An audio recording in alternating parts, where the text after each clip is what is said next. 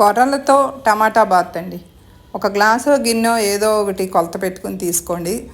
దానికి మొత్తం ఇలా కడిగేసేసి నీళ్లు పోసి ఒక గంట సేపు మినిమం గంట సేపు నాననిచ్చేసి 1కి 3 నీళ్లు పోసి కొంచెం ఉప్పేసి మీ కుక్కర్ విజిల్స్ పరిస్థితిని బట్టి కొంచెం బాగా ఉడకనిచ్చుకోండి.